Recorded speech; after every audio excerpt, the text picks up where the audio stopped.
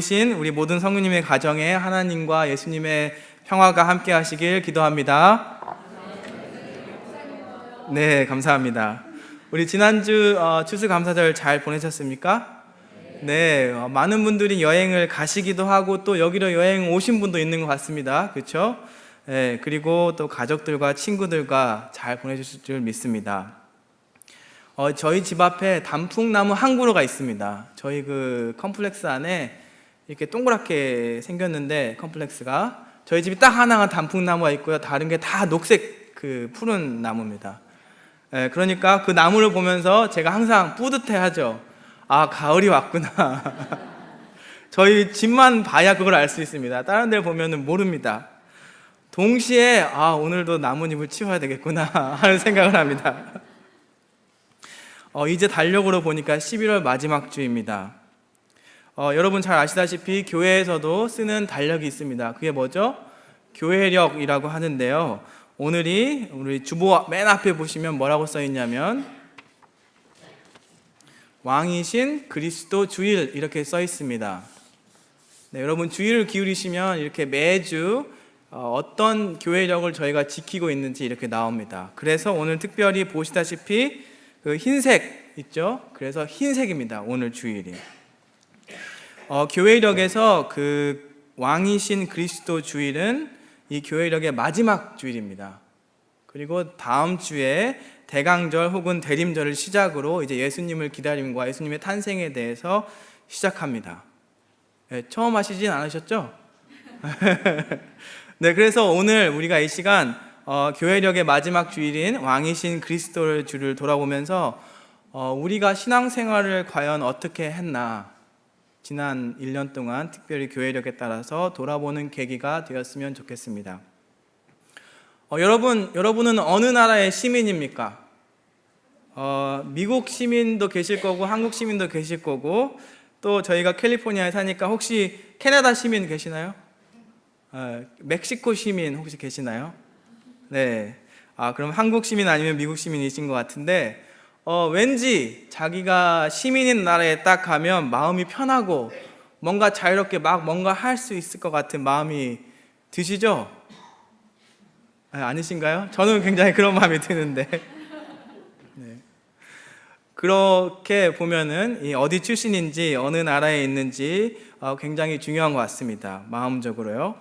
예수님을 지칭하는 단어에 여러 가지들이 있는데 그 중에 예수님의 출신지를 붙여가지고 나사렛 예수님이라는 호칭이 있습니다. 여러분 많이 들어보셨죠? 네, 예수님이 어디서 태어나시죠? 나사렛이 아니고 베들레헴입니다. 베들레헴에서 태어나셨는데 이제 나사렛에서 유년 시절을 보내시고 그곳에서 많이 하셨기 때문에 나사렛 예수님이라고 저희가 호칭을 합니다. 그 이외에도 많이 있습니다. 그래서 제가 지금 한 몇 가지를 호칭을 이렇게 불러드릴 텐데 여러분께서 그 마음에 딱 와닿는 호칭이 있으면 손을 잠깐 들어서 제게 보여주시면 좋을 것 같습니다. 한 번만 들으실 필요는 없고요. 여러 번 다 드셔도 됩니다. 자, 첫 번째, 하나님의 외아들 독생자. 아무도 없으신가요? 네. 두 번째, 다윗의 자손. 네. 그 다음에 나사렛 예수. 네. 그 다음에 나의 구주. 네. 왕 중의 왕. 네, 또 들어야 돼요. 그 다음에 나의 참 친구. 그것도 또, 네. 그리고 마지막으로 참 인간이시며 참 하나님이신 분. 네, 감사합니다. 각 호칭마다 그 예수님의 그 대한 강조점들이 조금씩은 다른 것 같습니다. 오늘 본문은 이 호칭 중에서 왕이신 예수님에 대한 질문과 대답으로 시작합니다. 본문이 18장 33절부터 시작인데 그 앞에 무슨 일이 있었는지 잠깐 설명을 드리면 18장 초반부에는 가룟 유다가 예수님을 배반해서 예수님이 유대 제사장들과 그리고 리더들한테 잡혀가는 장면이 나옵니다. 그리고 잡혀서 결박받고 끌고 단 다음에 베드로가 예수님을 부인하는 장면이 나옵니다. 여러분 아시죠? 3번 부인한 그 베드로. 그리고 나서 이제 유대인들이 지도자들이 예수님을 끌고 빌라도한테 데려갔을 때 빌라도가 처음에 이렇게 말합니다. 아니 왜 나한테 데리고 오느냐? 데리고 가서 너의 법대로 재판하라. 이렇게 얘기합니다. 그런데 유대 지도자들이 이렇게 대답합니다. 우리에게는 사람을 죽일 권한이 없습니다. 그게 무슨 뜻입니까? 이미 그들의 마음에 우리가 예수님을 죽여야겠다는 생각이 가득한 상황이었습니다. 아마 빌라도도 그 대답을 듣고 유대인들이, 지도자들이 무엇을 원하는지 아마 알게 된 것 같습니다. 그래서 오늘 본문으로 넘어오는데, 오늘 본문에서 빌라도에게 예수님께 질문합니다. 첫 번째 질문이 내가 유대인의 왕이냐? 라는 질문이었습니다. 제가 이 본문을 이렇게 읽고 해도 잘 해석이 안 될 경우가 있더라고요. 그래서 조금 하나하나씩 설명을 하려고 합니다. 빌라도의 질문, 내가 유대인의 왕이냐라는 질문에 대해서 예수님께서 대답을 이렇습니다. 이게 빌라도 내가 하는 말이냐 아니면 누가 너한테 해준 말이냐, 이렇게 대답합니다. 그러니까 빌라도가 이렇게 얘기합니다. 너를 데려온 제사장들이 나에게 하는 말이다. 그러고 나서 다시 질문합니다. 무슨 질문을 하냐면 도대체 네가 무슨 일을 했느냐. 그러니까 여기에는 어떤 말이 포함되어 있냐면 도대체 네가 무슨 일을 했길래 유대 지도자들이 너를 그렇게 죽이려고 하느냐, 이 말이 포함되어 있는 거죠. 그러니까 빌라도한테는 도저히 이해가 될 수 없는 상황이었던 것 같습니다. 그래서 정확한 진위를 파악하기 위해서 예수님께 물어봅니다. 도대체 네가 무슨 일을 하였느냐. 그럴 때 예수님의 대답은 이렇습니다. 내 나라는 이 세상에 속한 것이 아니니라. 재밌죠? 도대체 네가 무슨 일을 하였느냐 했더니 내 나라는 이 세상에 속한 것이 아니니라. 만일 내 나라가 이 세상에 속한 것이었더라면 내 종들이 싸워 나로 유대인에게 넘겨지지 않게 하였으리라. 이제 내 나라는 여기에 속한 것이 아니니라. 참 재밌는 대답입니다. 도대체 네가 무슨 얘기를 했느냐 했는데 대답은 내 나라는 이제 여기에 속한 것이 아니니라. 아마 예수님의 대답은 첫 번째 그 유대인의 왕에 관련된 부분에서 첫 번째 나라의 영역에 대해서 대답하신 것 같습니다. 예수님께서 여기에서 말씀하신 나라는 빌라도가 물어본 유대인들로 구성된 그런 이 땅에서의 나라의 개념이 아니라는 것입니다. 그래서 부연 설명합니다. 만약에 그 개념이었다면 나를 추종하는, 나를 따르는 종들이 이미 유대인들에게 싸워서 내가 여기까지 오지도 않았다. 그렇죠? 그러자 빌라도가 다시 질문을 합니다. 아마 나라 영역에 대한 답을 얻었으니까 왕이냐에 대한 답을 얻고 싶었던 것 같습니다. 그래서 빌라도가 그럼 내가 왕이 아니냐? 이렇게 질문합니다. 이렇게 묻는 빌라도의 질문에 예수님께서 대답이 내 말과 같이 내가 왕이니라.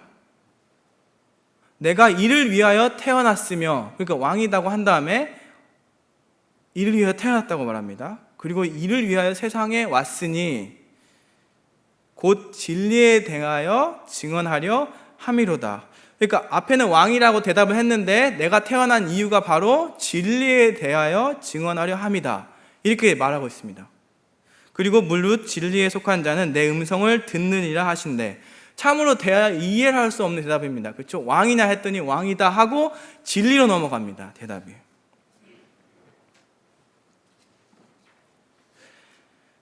빌라도가 이 부분을 정확히 이해했든지 그렇지 않았든지는 저희에게 그렇게 중요하지 않은 것 같습니다. 이 말씀을 통해서 예수님께서는 저에게 중요한 것을 말하고 계십니다. 바로 예수님께서 우리의 왕이시라는 걸 말이죠.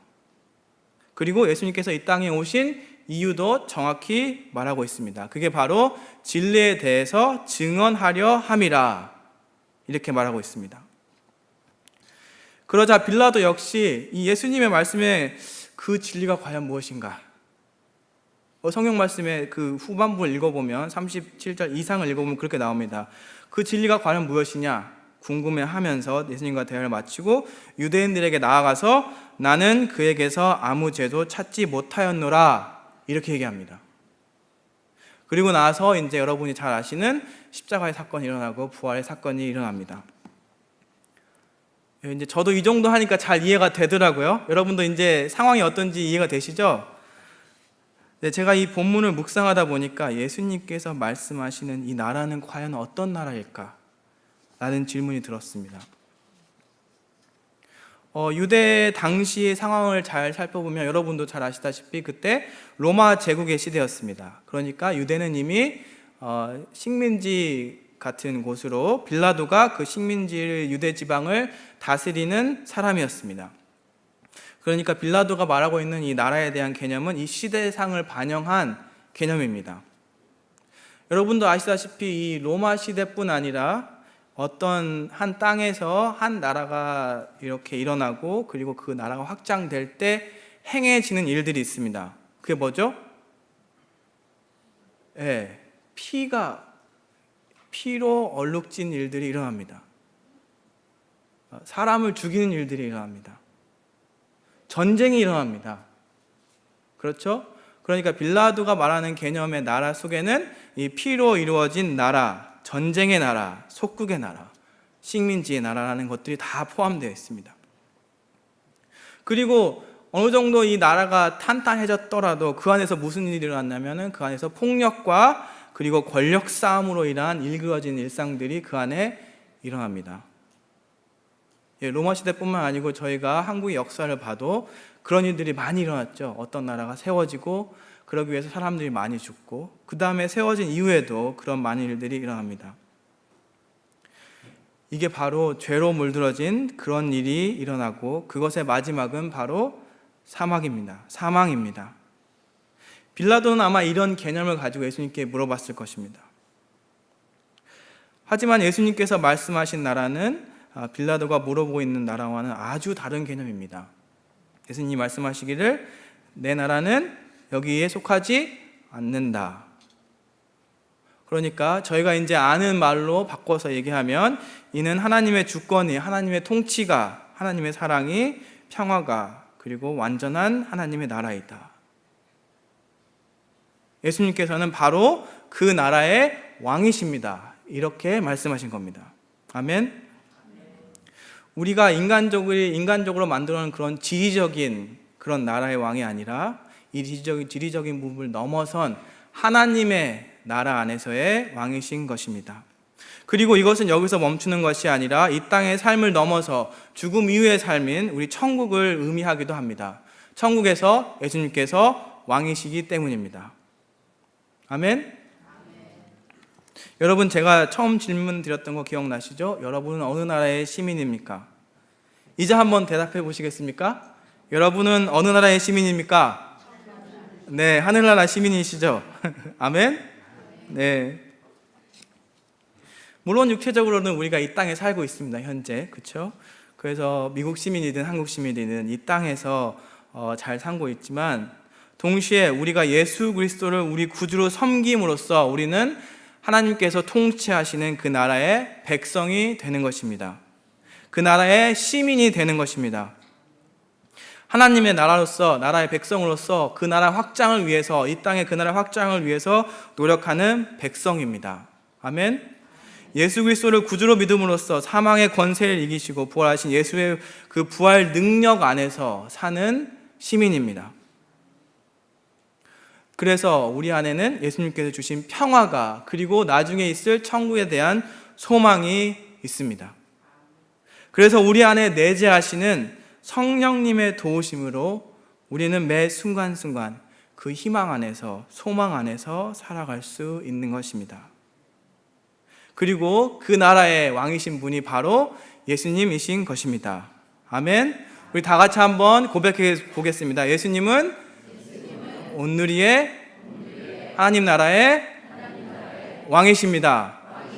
아멘. 그런데 이렇게 우리가 예수님을 우리의 왕으로 구주로 모시고 살고 있는데 때로는 우리가 하나님 나라의 시민이 아닌 것처럼 살고 있을 때가 있습니다. 오늘 이 교회력의 마지막 주를 맞이하여서 한번 돌아봐야 할 질문인 것 같습니다. 큰 거부터 질문을 하면 하나님 나라의 시민인 우리의 삶이 더 많은 권력을 위해서 혹시 살고 있지는 않습니까? 혹시 하나님 나라의 백성인 우리가 우리 삶 가운데서 내가 더 성공하기 위해서 내가 내 이웃을 깎아내리고 그들을 짓누려고 하지 않고 있습니까? 아니, 거기까지 갈 필요 없이 우리 삶 가운데서 내 옆에 있는 내 이웃을 시기하고 질투하고 살고 있지는 않습니까? 꼭 우리가 예수님을 못 박았던 그 당시 유대인들처럼 살고 있지는 않습니까? 우리가 이 마지막 날 교회력으로 한번 꼭 질문해 봤으면 좋겠습니다. 우리가 정말 하나님의 백성으로 살고 있는지 그렇지 않은지 말이죠. 제가 이 본문을 묵상하다 보니까 두 번째로 떠오르는 질문은 예수님께서 말씀하신 진리는 무엇인가 였습니다. 37절 말씀에 내 말과 같이 내가 왕이니라. 내가 이를 위하여 태어났으며 이를 위하여 세상에 왔나니 곧 진리에 대하여 증언하려 함이로다. 무릇 진리에 속한 자는 내 음성을 듣느니라. 여기서 말씀하시는 진리는 무엇일까요? 그리고 진리에 속한다는 것은 무엇일까요? 제 아내는 잘 알 텐데 저는 굉장히 질문을 많이 합니다. 옆에 뭐 좀 모르는 게 있으면 질문하고 궁금한 게 있으면 질문하는데 제가 이걸 읽으면서 이런 질문이 들었습니다. 진리에 대해서 궁금해하니까 그거랑 연관된 단어가 사실, 진실, 진리 이렇게 나오더라고요. 여러분도 그러시죠? 네, 사실, 진실, 진리 이게 어떻게 과연 구별할 수 있을까? 사실은 제가 찾아보니까 정의가 이렇게 어떤 경험하는 것 이렇게 되고, 진실은 그 경험하는 것들의 집합이면서 참인 것, 그 다음에 진리는 진실의 기초가 되는 원리 이렇게 나오더라고요. 그래서 무슨 말인지 몰랐습니다. 전혀 이해가 잘 안 가더라고요. 그런데 예전에 그 교수님들께서 설명하신 이야기가 하나 생각이 났어요. 그게 뭐냐면 장님이 코끼리 만지기. 네, 혹시 기억나시나요? 네, 장님이 코끼리를 만지는데 여러 장님들이, 어떤 장님은 코끼리의 다리를 만집니다. 그래가지고 뭐라고 얘기하냐면 이거는 기둥이다. 잘하시네요. 이건 기둥이다. 어떤 장님은 코끼리의 꼬리를 만집니다. 그래서 이거는 굉장히 얇고 잘 플렉서블하다. 어떤 장님은 코끼리의 등을 만집니다. 그래서 굉장히 넓적하다. 그게 바로 사실입니다. 그 장님들에게는 그게 다 사실인 거죠. 그 사실들이 모여서 참된 것, 그게 바로 코끼리라는 것이 진실입니다. 그리고 이 진실을 기초가 되는 것, 그게 바로 진리입니다. 사전적으로 좀 더 찾아보니까 진리의 정확한 의미는 사람의 생각, 지식, 견해 등에 상관없이 변함없는 정확한 것, 사실 혹은 이치, 이렇게 이해할 수 있을 것 같습니다. 네, 저도 잘 몰랐는데 이렇게 잘 찾아봤습니다. 그런데 이 진리에 대한 정의가 여기 성경 말씀에는 어떻게 나와 있는지 제가 한번 찾아봤습니다. 요한복음 17장 17절 말씀에 이렇게 나와 있더라고요. 그들을 진리로 거룩하게 하옵소서. 아버지의 말씀은 진리니이다. Your word is truth. 이렇게 얘기하더라고요. 하나님의 말씀은 진리이다. 그러니까 이 정의를 적용하면 예수님께서 지금 이 땅에 오신 이유 중에 하나는 이유는 그 진리에 대해서 증언하러 오셨다는 거니까 그 진리인 하나님의 말씀에 대해서 증언하러 오신 겁니다. 그리고 우리가 진리 안에 속했다는 것은 바로 하나님 말씀 안에 속했다는 것을 이야기합니다. 아멘? 네. 그래서 제가 또 찾아봤습니다. 이 말씀이 과연 무엇인가? 요한복음 1장 1절 말씀에 이렇게 나와 있습니다. 태초에 말씀이 계시니라. 이 말씀이 하나님과 함께 계셨으니 이 말씀은 곧 하나님이시니라. 그러니까 이제 말씀이 뭔가요 지금? 하나님이시다 얘기하고 있습니다. 그리고 요한복음 1장 14절 말씀에 말씀이 육신이 되어 우리 가운데 거하심에 우리가 그 영광을 보니 아버지의 독생자의 영광이요 은혜와 진리가 충만하더라. 그러니까 저희가 이 요한복음 말씀을 쭉 통합적으로 하면 어떻게 됩니까? 진리는 하나님의 말씀이고 그 말씀은 바로 하나님이시고 그 하나님이 성육신 되신 분이 바로 예수님이시다. 그러니까 요한복음 14장 6절이 정확히 이해가 갑니다. 요한복음 14장 6절 말씀에 예수님께서 이르시되 내가 곧 길이요 진리요 생명이니 나로 말미암지 않고는 아버지께로 올 자가 없느니라. 아멘.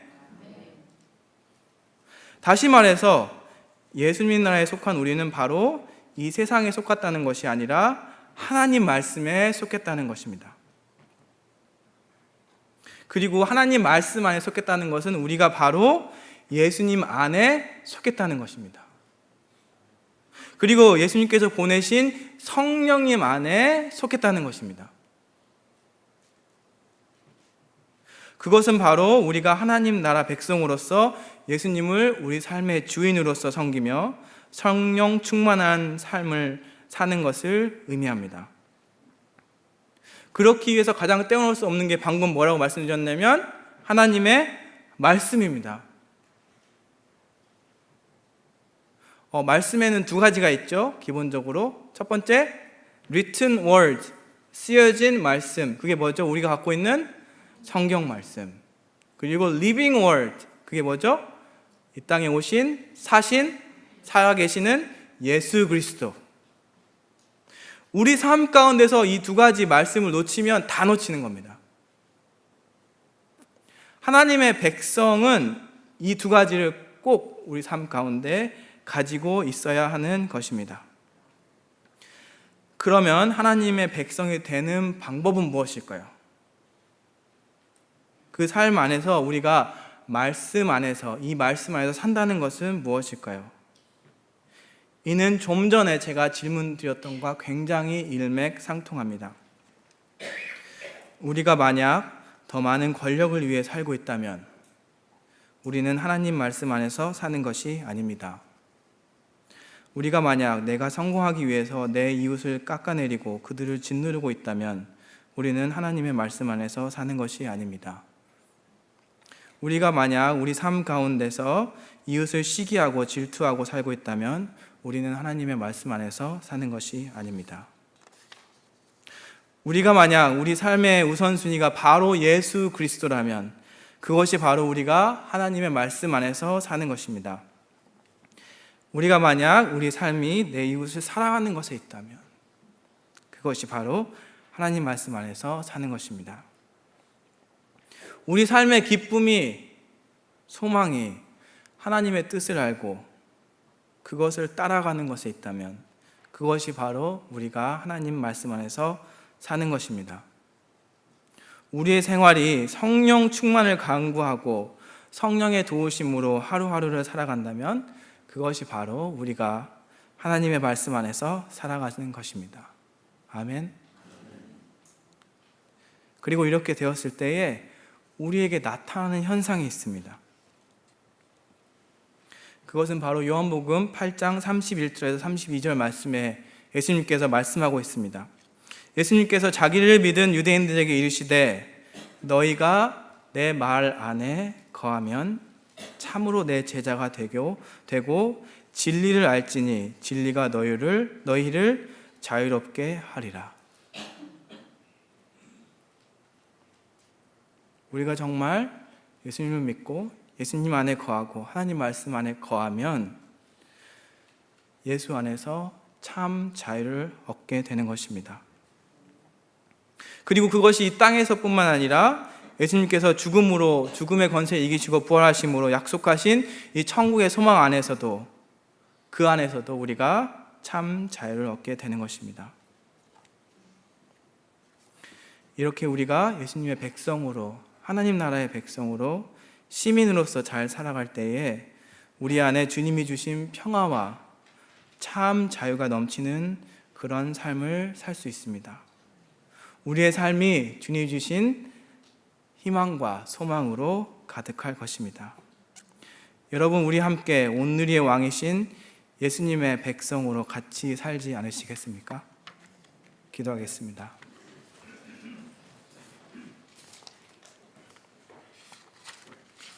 하나님 감사합니다. 주님, 당신은 온누리의 왕이십니다. 하나님 나라의 왕이십니다. 그리고 당신을 믿는 우리는 그 나라의 백성입니다.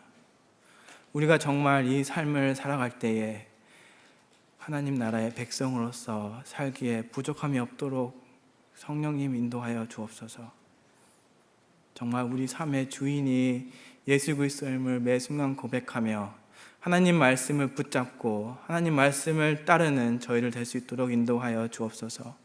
저희 부족함 아시오니 성령님 항상 인도하여 주시고 저희 삶 가운데 충만하여 주옵소서. 성령님의 도움이 간절히 필요합니다. 저희 이렇게